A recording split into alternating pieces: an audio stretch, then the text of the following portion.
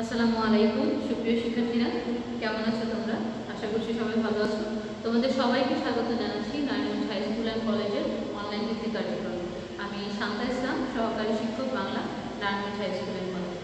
আজকে আমি তোমাদের সাথে যে বিষয়টা নিয়ে আলোচনা করবো সেটা হচ্ছে তোমাদের সপ্তম শ্রেণীর গার্হস্থ্য বিজ্ঞান। আমাদের আজকের পাঠ্য হচ্ছে তোমাদের প্রথম অধ্যায়ে গৃহ ব্যবস্থাপনা ও গৃহ সম্পদ। এই চ্যাপ্টারটা নিয়ে আমরা প্রথম দিন তোমাদেরকে পার্ট 1 এবং 2 এটা নিয়ে আলোচনা করেছিলাম। আজকে হচ্ছে আমরা পার্ট 3, 4 ও 5 এগুলা নিয়ে আলোচনা করব। আজকে আমাদের পার্ট 3 এর প্রথমেই আলোচ্য বিষয় হচ্ছে সম্পদের শ্রেণীবিভাগ। পার্ট 3 এর হচ্ছে সম্পদের শ্রেণীবিভাগ।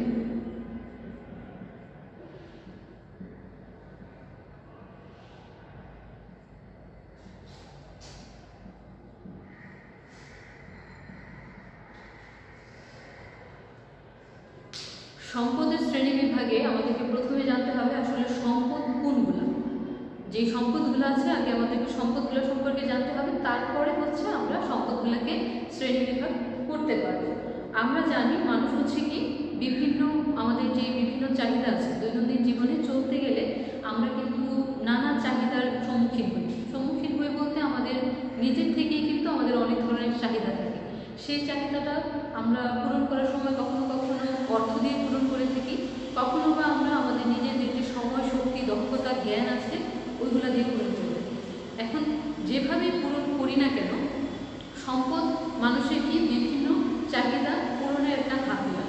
এখন তুমি তোমার চাহিদাটা পূরণ করবে, সম্পদ ছাড়া কিন্তু তুমি সেটা পূরণ করতে পারবে না। সেটা হোক তোমার ব্যক্তিগত একান্ত সম্পদ অথবা তোমাদের বস্তুগত কোনো সম্পদ, অর্থাৎ টাকা পয়সাও হতে পারে। সম্পদ, এই যে সম্পদগুলো সেটা হচ্ছে নানাভাবে মানুষের অধিকারে আসে। প্রত্যেক মানুষই কিন্তু কম বেশি বিভিন্ন রকম সম্পদের অধিকারী হয়, কিন্তু অনেক মানুষ তার সম্পদের ধরন এবং পরিমাণ সম্পর্কে সঠিক ভাবে জানে না। কারণ কি, আমাদের যে সম্পদগুলো আছে এটা আসলে কোন ধরনের সম্পদ বা সম্পদের পরিমাণটা কেমন সেই সম্পর্কে আমরা নিজেরাই অনেক সময় জানি না। ঠিক আছে, যার ফলে কি হয়, তারা তাদের অজানা সম্পদগুলো ব্যবহার করে তাদের কাঙ্ক্ষিত লক্ষ্যে পৌঁছাতে পারে না।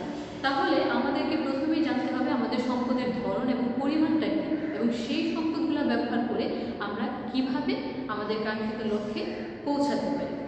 ঠিক আছে, গৃহ ব্যবস্থাপনায় আমরা এই যে গৃহ ব্যবস্থাপনার এই চ্যাপ্টারটা পড়ছো, সেখানে আমরা যা কিছু লক্ষ্য অর্জনের জন্য ব্যবহার করি না কেন তাই কিন্তু সম্পদ।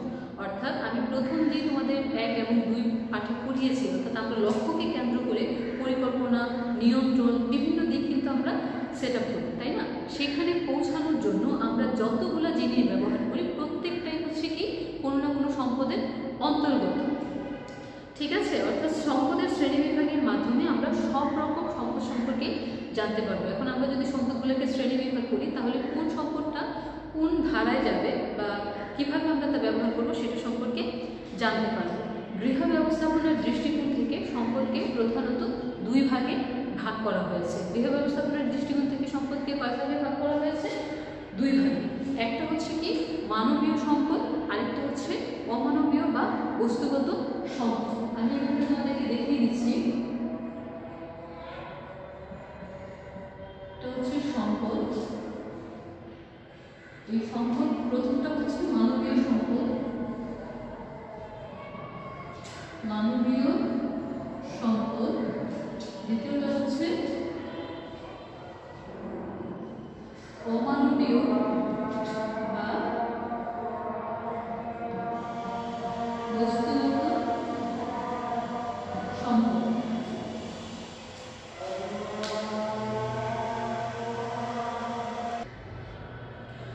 আচ্ছা, তাহলে আমরা যেটা বলেছিলাম যে সম্পদকে আমরা প্রধানত কি 2টি শ্রেণীতে বিভক্ত করেছি। একটা হচ্ছে মানবীয় সম্পদ, আরেকটা হচ্ছে অমানবীয় বা বস্তুগত সম্পদ। এখন এই যে মানবীয় সম্পদের মধ্যে কোনগুলো হচ্ছে মানবীয় সম্পদ?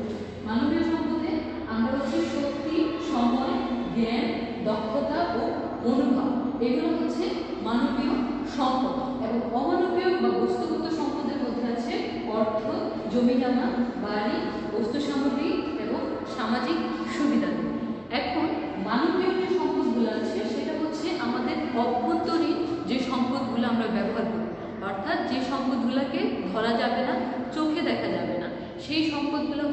মানবীয় সম্পদ। আর বস্তুগত বা অমানবীয় সম্পদ আছে যেটা অর্থ, জমিজমা, বাড়িঘর, সেটা আমরা চাইলে ধরতে পারবো, আমরা সেটাকে ব্যবহার করতে পারবো এবং আমরা প্রয়োজনে কি তাকে আরও বেশি বাড়াতে পারবো। তাহলে সেটা হচ্ছে কি অমানবীয় বা বস্তুগত সম্পদ। এখন এই যে আমাদের মানবীয় এবং অমানবীয় সম্পদগুলো সেটা আমরা কীভাবে ব্যবহার করে থাকি, উদাহরণটা কি, আমরা সময় যখন আমাদের শক্তিকে ব্যবহার করি, তাই না? শক্তিকে ব্যবহার করে আমরা কি করি? ধরো আমরা হাঁটা চলা, বিভিন্ন ধরনের কাজ করে আমরা শক্তিকে একদম ভালোভাবে ব্যবহার করতে পারি, ঠিক আছে? সেটা হচ্ছে শক্তির ব্যবহার। তারপরে আছে কি সময়। আমরা জানি যে সময়টা হচ্ছে কি যে একদম নির্ধারিত 24 ঘন্টা সময় পৃথিবীর সমস্ত মানুষের জন্য নির্ধারিত একটা সময়।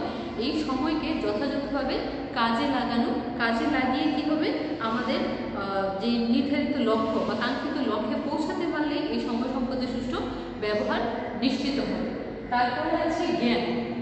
এখন জ্ঞানের মাধ্যমে হচ্ছে ধরো আমরা যে কোনো বিষয় সম্পর্কে যদি সঠিক তথ্য জানি, সেই জানাটার মধ্য দিয়ে কিন্তু আমরা জ্ঞানটাকে পরিপূর্ণভাবে ব্যবহার করছি, ঠিক আছে? তারপরে আছে কি দক্ষতা। এখন এই যে দক্ষতা, আমরা যে কোনো বিষয়ে যদি আমরা পারদর্শিতা অর্জন করতে পারি তবে সেটাই কি হবে আমাদের দক্ষতা হিসেবে পরিগণিত হবে। তারপরে আছে কি মনোভাব। মনোভাবটা ধরো যে সকল ব্যক্তি, পরিবেশ এবং অবস্থার সাথে খাপ খাওয়ানো মনোভাব, অর্থাৎ বা সহযোগিতার মনোভাব।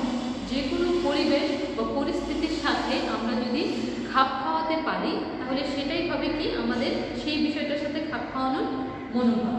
তারপরে দেখো অমানবীয় বা বস্তুগত সম্পদের মধ্যে আছে অর্থ। অর্থটা হচ্ছে অনেক প্রয়োজনীয় একটা জিনিস আমাদের জীবনে। আমরা বস্তুগত যেসব চাহিদাই পূরণ করতে যাব না কেন, আমরা কিন্তু অর্থ ছাড়া কোনো ধরনের সম্পদ ক্রয় বিক্রয় করতে পারবো না, কোনো ধরনের চাহিদা পূরণ করতে পারবো না। তারপরে আছে জমিজমা। এখন জমিজমা ব্যবহার করে বা এই সম্পদটা ভালোভাবে ব্যবহার করে কিন্তু সেটার উপরে বাড়ি ঘর, দালান কোঠা, তারপরে আছে কি আমরা নানা ধরনের জিনিস নির্মাণ করে সেটাকে ব্যবহার করছি। তারপরে যেমন বাড়ি, এই জমিজমার উপরে বাড়ি নির্মাণ করে আমরা কি করি সেখানে অবস্থান করি, ঠিক আছে? তারপরে আছে বস্তু সামগ্রী। বস্তু সামগ্রীর মধ্যে যেমন গাড়ি আছে, গৃহের আসবাবপত্র আছে, সরঞ্জাম আছে, পোশাক পরিচ্ছদ আছে, অর্থাৎ নানা ধরনের সম্পদ আছে যেটা আমরা ব্যবহার করে থাকি। তারপরে আছে কি সামাজিক সুবিধাদি। সামাজিক সুবিধাদি যেমন স্কুল, কলেজ, মাদ্রাসা, লাইব্রেরি, পার্ক, হাসপাতাল, এগুলো বিভিন্ন জিনিস কিন্তু আমাদের সামাজিক যে সুযোগ সুবিধা, আমাদের সামাজিক যে নিরাপত্তা সেটা নিশ্চিত করার জন্য এইসব জিনিসগুলোকে নির্মাণ করা হয়েছে। সেটা কোথায় চলে যাবে? আমাদের বস্তুগত সম্পদ অর্থাৎ সামাজিক সুবিধা দিতে চলে যাবে। তাহলে আমরা এই যে মানবীয় সম্পদ যেটা আমাদের অভ্যন্তরে থাকে সেটাকে ব্যবহার করে আমরা যে কোনো ধরনের কাঙ্ক্ষিত লক্ষ্যে পৌঁছাতে আমরা আমাদেরকে সাহায্য করবে। যে শক্তি, সময়, জ্ঞান, দক্ষতা, মনোভাব আমাদের কাঙ্ক্ষিত লক্ষ্যে পৌঁছাতে সাহায্য করবে। এবং এই জিনিসগুলোর জন্য যে প্রয়োজনীয় সামগ্রীগুলো দরকার হবে, ধর তুমি পড়াশোনা করবে, পড়াশোনা করতে গেলে তোমাকে কি করতে হবে? তোমাকে তোমার জ্ঞান এবং দক্ষতা প্রয়োগ করে সময়ের সঠিক ব্যবহার করে তোমাকে পড়াশোনা করতে হবে। পড়াশোনা করতে গেলে তোমার বই, খাতা, কলম, চেয়ার, টেবিল, তারপরে হচ্ছে তোমার থাকার একটা ভালো জায়গা, ভালো একটা পরিবেশ, সমস্ত কিছু দরকার হবে। তাহলে তোমার শক্তি, সময়, জ্ঞান, দক্ষতা এগুলো হচ্ছে তোমার মানবীয় সম্পদ। এবং এই যে টাকার অর্থের বিনিময়ে বা বাড়ি ঘরে থেকে তুমি অর্থের বিনিময়ে বিভিন্ন ধরনের খাতা, কলম, চেয়ার, টেবিল এগুলোতে বসে তুমি তোমার কাঙ্ক্ষিত লক্ষ্যে পৌঁছানোর একটা চেষ্টা করছো। অর্থাৎ তুমি তোমার লক্ষ্যে পৌঁছাতে এই অমানবীয় বা বস্তুগত সম্পদগুলা এবং মানবীয় সম্পদ দুইটা একত্রে কিন্তু কাজ করছে। এবং এই দুইটা সম্পদের সমন্বয়ে আমরা কিন্তু আমাদের কাঙ্ক্ষিত লক্ষ্যে পৌঁছাতে পারছি। তাহলে আমাদের দৈনন্দিন জীবনে মানবীয় সম্পদ এবং অমানবীয় সম্পদ দুইটারই কিন্তু প্রয়োজনীয়তা অনস্বীকার্য, ঠিক আছে? তারপরে আমরা যদি চলে যাই পাঠ 4-এ, পাঠ 4-এ আছে কি অর্থ, সময় ও শক্তি। পাঠ 4, পাঠ 4-এ আছে কি অর্থ, সময় এবং আছে কি শক্তি। এখন দেখো পাঠ 4-এ আমরা যেটা দেখলাম ও শক্তি। এখন অর্থ, সময় ও শক্তি এই তিনটাই হচ্ছে কি মূলত প্রধান বৃহৎ সম্পদ। প্রতিটি পরিবারে এসব সম্পদ কম বেশি বিভিন্ন রূপে রয়েছে। এই সম্পদগুলো ব্যবহার করে আমরা বিভিন্ন লক্ষ্য অর্জন করে থাকি। সম্পদের সাধারণ বৈশিষ্ট্য অনুযায়ী প্রতিটি সম্পদই কি সীমিত। এই সীমিত সম্পদের ব্যবহারের মাধ্যমে পারিবারিক লক্ষ্যসমূহগুলো অর্জন করা প্রয়োজন। এখন এই যে অর্থ, সময় এবং শক্তি, এটা কিন্তু এক একজনের এক এক রকম হয়, কারো বেশি থাকতে পারে, কারো কম থাকতে পারে, অর্থাৎ প্রত্যেকটা সম্পদই সীমিত। কিন্তু আমাদেরকে এই সীমিত সম্পদগুলো ব্যবহার করেই কিন্তু আমাদের কাঙ্ক্ষিত যে লক্ষ্য আছে সেটাতে পৌঁছতে হবে। তাহলে আমি যদি পর্যায়ক্রমে আলোচনা করতে যাই, প্রথমেই যদি আমি বলি যে অর্থ, আমরা জানি যে আমাদের এই যে সমাজ জীবন, বাস্তব জীবনে আমরা যদি চলতে যাই, যে কোনো কিছু করতে যাই, আমাদের কি অর্থটা হচ্ছে সবচেয়ে বেশি প্রয়োজনীয়। পরিবারের অন্যতম একটা প্রধান বস্তুগত সম্পদ হচ্ছে এই অর্থ। মানুষের বেঁচে থাকার জন্য এবং মৌলিক চাহিদাগুলো পূরণ করার জন্য অর্থ হচ্ছে সবচেয়ে বেশি প্রয়োজন। প্রতিটি পরিবারে কোনো না কোনোভাবে অর্থ উপার্জন করে থাকে, ঠিক আছে। যেমন চাকরি করে, কেউ ব্যবসা বাণিজ্য করে, তারপরে হচ্ছে যে কোনো পুঁজি বাজারে পরিবারের বিভিন্ন টাকা ইনভেস্ট করে মানুষ যে আয় উপার্জন করছে সেটা, অর্থাৎ বিভিন্ন মাধ্যমে কিন্তু আমরা এই টাকা পয়সা উপার্জন করছি। এখন অর্থ কিন্তু অনেকগুলো কাজ করে। যেমন প্রধানত অর্থ হচ্ছে বিনিময়ের মাধ্যম, অর্থাৎ অর্থ হলো বিনিময়ের মাধ্যম। অর্থের পরিবর্তে আমরা যে কোনো জিনিস পাই। দ্বিতীয়ত হচ্ছে মূল্যের পরিমাপ, টাকা বা অর্থের বিনিময়ে আমরা হচ্ছে অর্থের দিয়ে, অর্থাৎ যে কোনো জিনিসের দাম দিয়ে আমরা সেই জিনিসটা কী করি, কিনতে পারি, ঠিক আছে। ঋণ পরিশোধের মাধ্যম, অর্থাৎ লেনদেনের একটা মাধ্যম হচ্ছে অর্থ। অর্থ দিয়ে কিন্তু আমরা মানুষের সাথে আর্থিক লেনদেনটা করে থাকি। তারপরে সঞ্চয়ের ভাণ্ডার, মানে ভবিষ্যতের জন্য আমরা যে সঞ্চয় করব, যেটাই করবো সেটা কি আমরা অর্থ দিয়ে করে থাকি। এখন এটা আমরা বাড়িঘর কিনি, জমি জমা কিনি, অথবা ব্যাংকে টাকা রাখি, যেটাই করি না কেন সেটা কিন্তু অর্থের ধারায় সম্পাদিত হবে, ঠিক আছে। সুতরাং অর্থ যে আমাদের একটা বস্তুগত অমানবীয় সম্পদ, সেই অর্থটাকে আমাদের কী করতে হবে, পরিপূর্ণভাবে ব্যবহার করতে হবে। তারপরে আমরা যদি চলে আসি সময়ের দিক থেকে, সময় হচ্ছে অত্যন্ত গুরুত্বপূর্ণ একটা সম্পদ। আমরা জানি যে সময় হচ্ছে কি প্রকৃতির নিয়মে বয়ে চলে। সময় কিন্তু কেউ চাইলে সঞ্চয় করে রাখতে পারবে না, সময়কে বাড়াতেও পারবে না। সময় নির্ধারিত, এই নির্ধারিত সময়ের মধ্যেই সময়ের সাথে তাল মিলিয়ে আমাদেরকে আমাদের দৈনন্দিন কাজগুলো সম্পূর্ণ করতে হবে। এবং আমাদের ভবিষ্যতের মানে যত পরিকল্পনা আছে তা কিন্তু এই সময়ের মধ্যেই করতে হবে। সেটা কারোর জন্য বেশিও না, কারোর জন্য কমও না, প্রত্যেকের জন্য কিন্তু এই 24 ঘন্টা সময়, এই সময়কে কাজে লাগিয়ে আমাদের যা কিছু করার করতে হবে, ঠিক আছে। তারপরে আমরা যদি চলে যাই শক্তি, এখন আমরা জানি যে শক্তিও হচ্ছে কি একটা মানবীয় সম্পদ। শক্তি ব্যবহার করে আমরা বিভিন্ন রকমের লক্ষ্যে পৌঁছাতে পারি, ঠিক আছে। এই সম্পদটা আমরা কিন্তু অর্জন করি এবং এই সম্পদটা আমাদের সাথে কিন্তু থাকে, ঠিক আছে। আমরা কিন্তু এই সম্পদকে কাজে লাগিয়ে নানা ধরনের কাজ করতে পারি। সেটা কেমন হতে পারে, ধরো যে দেখি যে কেউ কেউ হচ্ছে কি শক্তি বা সময়টা কাজে লাগিয়ে বেশি কাজ করে থাকে, আবার কেউ হচ্ছে কি কম কাজ করে থাকে। ধরো আমি কোনো একটা কাজ করছি, পরিশ্রমের কাজ করছি, সেই পরিশ্রমের কাজ কেউ একটু বেশি পরিশ্রম করতে পারে, কেউ একটু কম পরিশ্রম করতে পারে। কিন্তু তুমি যদি কাজ করতে চাও তাহলে তোমাকে শক্তি বা সময়ের মধ্যে কিন্তু একটা ব্যালেন্স রাখতে হবে। অর্থাৎ তুমি যদি প্রথমে একটা ভারী কাজ করে থাকো, তার পরবর্তীতে তোমাকে একটা হালকা কাজ করতে হবে, তাহলে তোমার এই শক্তির মধ্যে একটা ভারসাম্য থাকবে। নয়তোবা তুমি যদি এক নাগারে অধিক পরিশ্রমের কাজ করতে থাকো তাহলে তুমি একটা সময় দুর্বল হয়ে যাবে। তাহলে তোমাকে একটা ভারী কাজের সাথে একটা হালকা কাজ করতে হবে, তাহলে তোমার শক্তিটা, খরচটা কিছুটা কম হবে। আর আমাদের যেটা প্রয়োজন, আমরা হচ্ছে চিন্তা করব যে অল্প সময় এবং অল্প শক্তি খরচ করে কীভাবে আমরা বেশি কাজ করতে পারি, এটা হচ্ছে আমাদের টার্গেট থাকতে হবে, ঠিক আছে। তাহলে এই যে সময়, শক্তি, অর্থ, এই তিনটা জিনিস ব্যবহার করে, মানবীয় সম্পদগুলো ব্যবহার করে কিন্তু এই মানবীয় সম্পদগুলোর সাহায্যে আমরা কিন্তু সামনের দিকে এগিয়ে যেতে চেষ্টা করি, ঠিক আছে। তারপরে হচ্ছে পার্ট 5-এ যেটা আছে সেটা হচ্ছে কাজ সহজকরণের কৌশল। পার্ট 5-এ আছে কাজ সহজকরণের কৌশল। পার্ট 5 হচ্ছে কাজ সহজকরণের কৌশল।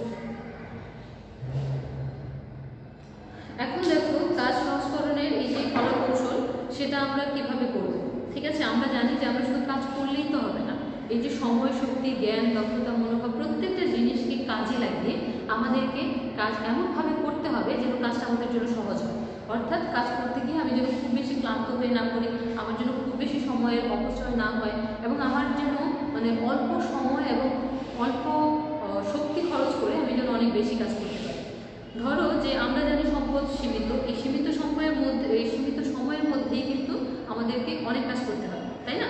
সময় ও শক্তি আমরা যদি উপযুক্তভাবে ব্যবহার করতে পারি তাহলে প্রতিদিন আমরা কিন্তু অনেক ধরনের কাজ করতে পারি।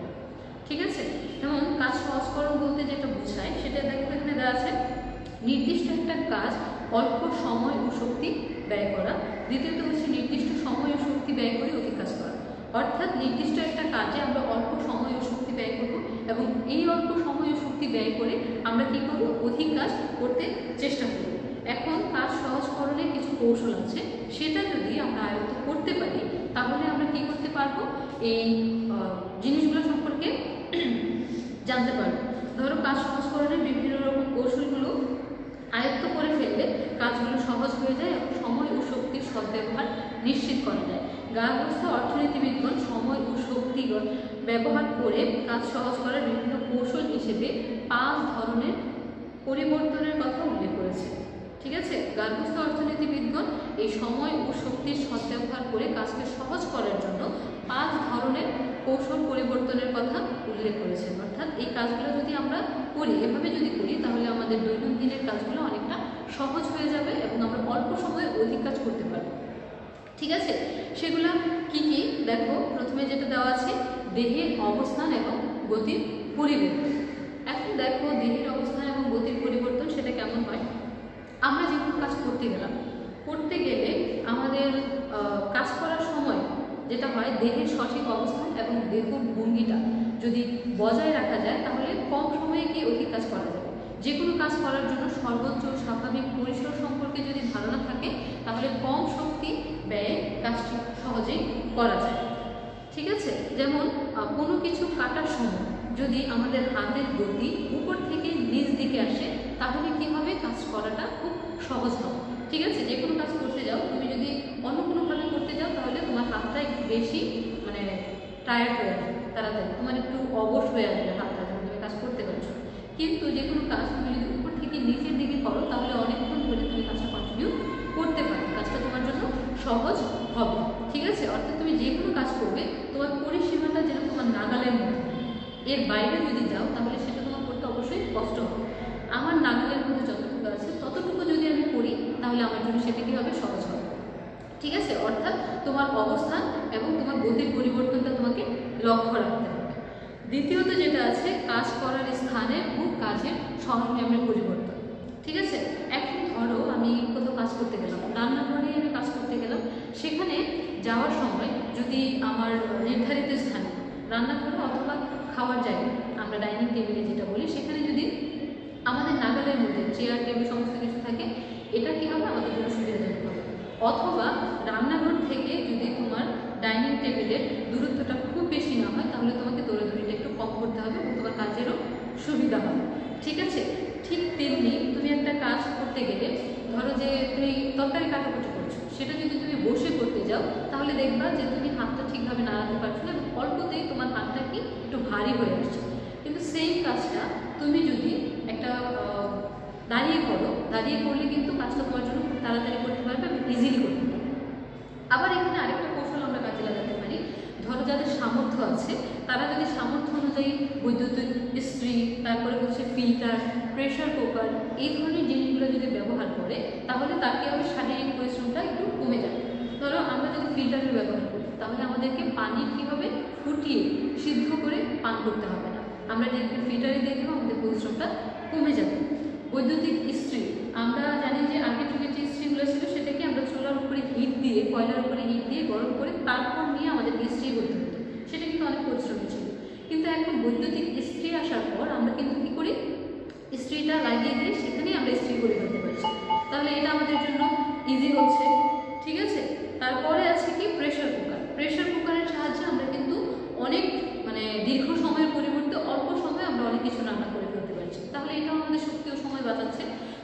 কাজ করার স্থানের এবং সরঞ্জামের কিছু কিছু সরঞ্জামের পরিবর্তন করে আমরা কিন্তু আমাদের কাজগুলোকে সহজ করতে পারি। ঠিক আছে, তারপরে আছে যে উৎপাদনের বিভিন্ন পর্যায়ের পরিবর্তন। এখন উৎপাদনের বিভিন্ন পর্যায়ের পরিবর্তনের মধ্যে রয়েছে, ধরো আমরা যদি যে কোনো কাজ করতে যাই, সাধারণত যদি ঘর ঝাড়ু দিয়ে মুছতে যাই, তুমি যদি ঘরটা ঝাড়ু না দিয়ে ঘরটা মুছতে যাও তাহলে বেশি পরিমাণ ময়লা আসবে, তোমার কাজটা করতে গিয়ে হবে কঠিন হবে বা একটু কষ্টদায়ক হবে। ঘর ঝাড়ু না দিলে সেখানে অনেক বেশি ময়লা থাকবে, তুমি ঘর মুছতে গেলে স্বাভাবিকভাবে তোমাকে একটু বেশি জোর দিয়ে কষ্ট করে কাজটা করতে হবে। কিন্তু তুমি যদি তার আগে ঘরটা একটু ঝাড়ু দিয়ে নাও, পরিষ্কার করে নাও, তাহলে তোমার মোছাটা তাড়াতাড়ি হবে। এরকমভাবেই হচ্ছে প্রত্যেকটা কাজ আমরা যদি একটু মানে বুঝে শুনে করি তাহলে কাজগুলো কি আমরা সময়টাও আমাদের কম লাগবে এবং পরিশ্রমটাও কম হবে। ঠিক আছে, আবার আরেকটা কাজও করা যায়, ধরো গৃহিণীরা যারা হচ্ছে প্রত্যেক দিনের দৈনন্দিন কাজগুলো করে থাকে তারা কিন্তু তাদের সময় খুব সীমিত থাকে। এই সময়ে তাদের সংসারে রান্না বান্না, বাচ্চা কাচ্চা সামলানো অনেক কাজ করতে হয়। সেই সময়টাতে সে কিন্তু একটার পর একটা কাজ যদি পর্যায়ক্রমে করতে যায় তার কিন্তু অনেক সময় লেগে যাবে। কিন্তু সে যদি একই সাথে দুইটা কাজ কন্টিনিউ করে তাহলে কিন্তু তার সময়টা কম লাগবে এবং একই সময়ের মধ্যে তার দুইটা তিনটা কাজ হয়ে যাবে। সেটা কীভাবে করা যায়, ধরো যে কেউ রান্নাঘরে ভাত বসাবে, ভাত চুলায় চড়িয়ে দিয়ে তারপর সে গিয়ে কিন্তু চাইলেই এর অন্য কোনো কাজ মানে ছোটোখাটো একটা কাজ করে নিতে পারে। ঠিক আছে, তাহলে অন্য কোনো কাজ, ধরো আমি ভাত বসিয়ে দিলাম, দিয়ে তারপরে আমি ঘরে গিয়ে ঘরটা একটু ফার্নিচারগুলো মুছিয়ে দিয়ে আসলাম, তাহলে একই সাথে কিন্তু আমার দুটো কাজ হয়ে যাচ্ছে। অর্থাৎ আমাকে কাজ করার সময় কিছুটা বুদ্ধি খাটিয়ে কাজ করতে হয়, তাহলে এটা আমার জন্য সহজ হয়। তারপরে যেটা আছে উৎপাদিত দ্রব্য পরিবর্তন। উৎপাদিত দ্রব্য পরিবর্তন করে কাজ সহজ করা যায়। উৎপাদিত আমাদের যে বিভিন্ন দ্রব্য আছে সেটা কিন্তু ব্যবহার করেও আমরা কাজ সহজ করতে পারবো। যেমন সালাদ বানানোর সময় আমরা শসা বা গাজর, টমেটো যেটাই করি না কেন সেটা যদি অনেক বেশি মিহি কুচি করতে যাই তাহলে আমাদের সময় বেশি লাগবে। কিন্তু আমরা যদি সেটাকে মিহি কুচি না করে গোল গোল করে কেটে দিই তাহলে কিন্তু আমাদের এখানে সময়টা কম লাগছে। ঠিক আছে, স্লাইস করে দিলে সেখানে আমাদের সময়টা কম লাগছে। অথবা আমরা যদি ধরো যে সকালবেলা নাস্তাটা যদি আমরা বানাতে যাই, রুটি বা পরোটা যেটাই করতে যাই সেখানে সময়টা বেশি লাগবে। কিন্তু আমরা যদি সেখানে পাউরুটি কিনে নিয়ে আসি অথবা হচ্ছে কি আমাদের যে ফ্রিজিং করা আইটেমগুলো থাকে সেটা যদি আমরা ব্যবহার করি তাহলে এখানে আমাদের সময়টা কম লাগবে। অবশ্যই এটা হচ্ছে সামর্থ্যের সাথে মিলিয়ে জিনিসটা করতে হবে। যারা কাজ করে, যারা অফিসে যায় প্রত্যেক দিন সকালে, তাদের হাতে হয়তো বা এত বেশি সময় থাকে না, সেই জন্য তাদের কাজ সহজ করার জন্য এই জিনিসটা হচ্ছে একটা সর্বোত্তম উপায়। ঠিক আছে, তারপরে 5 নম্বরে যেটা আছে কাজের বিভিন্ন উপকরণের পরিবর্তন। হ্যাঁ, আজকাল গৃহের কাজ সহজ করার জন্য বিকল্প উপকরণ ব্যবহার করা হয়। যেমন জন্মদিন বা অনেক যে বিয়ের অনুষ্ঠান আছে সেখানে আমরা কি করি যে ডিসপোজেবল প্লেট বা গ্লাস ইত্যাদি ব্যবহার করি। এতে করে কি হয়, আমাদের এত বড় প্রোগ্রামে এতগুলো মানুষ আসে, সেখানে আমরা যদি নিজেদের প্লেট বাটি এসব জিনিস যদি ব্যবহার করতে যাই, এগুলোর মেইনটেন্স থেকে শুরু করে টাকা পয়সা খরচ, অনেক জিনিসের কিন্তু খরচ হয়। এখন আমাদেরকে কি করতে হবে, সেই জিনিসটা কিন্তু করা যাবে। সেই জন্য আমাদের হচ্ছে কি যে ওয়ান টাইম যে প্লেটগুলো আছে সেটা আমরা ব্যবহার করি এবং সেটার ফলে আমরা কি করি, সেই জিনিসটাকে ব্যবহার শেষে সেটাকে আমরা ফেলে দিই। এতে করে কি হয়, আমাদের সময়টাও কম লাগে এবং অর্থটাও কি হয়, কম হয়। ঠিক আছে, তাহলে দেখা যাচ্ছে যে আমরা এই যে কাজ সহজকরণের যে বিভিন্ন কৌশল, ছোট ছোট কৌশল, এই কৌশলগুলো অবলম্বন করে কিন্তু দৈনন্দিন জীবনে আমাদের কাজটা অনেক সহজ করতে পারি। অর্থাৎ অল্প সময়ে আমরা অনেকগুলো কাজ করতে পারি। সেক্ষেত্রে আমরা যারা কাজ করি আমাদের কিছুটা বুদ্ধি সহকারে কাজ করতে হবে। অর্থাৎ কোন জিনিসটা আমি কোথায় রাখলে, কীভাবে ব্যবহার করলে আমার শক্তিটাও কম খরচ হবে এবং সময়টাও কম খরচ হবে। ঠিক আছে, অর্থাৎ আমাদের ধরো কাজ করার সময় বেশি উচ্চতায় যেন চলে না যায়, অর্থাৎ যেটা কষ্ট করে আমাকে আনতে হবে এরকম যেন না হয়, আমার সামনে যেন সব কিছু থাকে, এরকমভাবে গোছানো যদি হয়, অর্গানাইজ যদি হয়, তাহলে কাজ করতে সুবিধা হবে। আর যে জিনিসটা হচ্ছে আমি এখন বর্তমানে হচ্ছে আমাদের সভ্যতার উন্নতিতে অনেক জিনিস কিন্তু আমাদের জন্য সহজ করে দিয়েছে। এই জিনিসগুলো যদি আমরা ব্যবহার করি, যাদের সামর্থ্য আছে সেই অনুযায়ী ব্যবহার করলেও কিন্তু আমাদের সময়টা কম লাগবে, পরিশ্রমটা কম হবে। তারপরে যেটা বললাম, বিয়ে শাদী বিভিন্ন অনুষ্ঠানে আমরা যেমন ওয়ান টাইম প্লেট, ডিসপোজেবল যে গ্লাস প্লেটগুলো আছে সেটা যদি ব্যবহার করি, সেখানেও কিন্তু অনেক মানুষের পরিশ্রম কমে যাবে, আমাদের শক্তিটাও কম খরচ হবে। ঠিক আছে, তাহলে এইগুলো ছিল হচ্ছে কাজ সংস্করণের কৌশল। আমরা তাহলে আজকে তোমাদের পাঠে কি কি জানতে পারলাম? পাঠ 3 সম্পদের শ্রেণীবিভাগ সম্পর্কে জানতে পারলাম, পাঠ 4 হচ্ছে সময়, শক্তি এবং অর্থ এগুলো সম্পর্কে জানতে পারলাম, এবং পাঠ 5 হচ্ছে কাজ সংস্করণের কলা কৌশল সম্পর্কে জানতে পারলাম। তাহলে এই ছিল তোমাদের মোটামুটি গৃহ যে ব্যবস্থাপনা এবং গৃহ সম্পদ এটা সম্পর্কে মানে পুরোপুরি ধারণা। তো এখানে তোমাদের বইয়ের শেষে দেখবে যে কিছু বহু নির্বাচনী প্রশ্ন আছে, সেগুলো একটু দেখে নেবে, আর তোমাদের কিছু সৃজনশীল প্রশ্ন আছে, এটা তোমরা বাড়ির কাজ হিসেবে করে রাখবে, ঠিক আছে? তাহলে আজকে এই পর্যন্তই, পরবর্তী ক্লাসে আবার দেখা হবে, সে পর্যন্ত ভালো থাকো, আল্লাহ হাফেজ।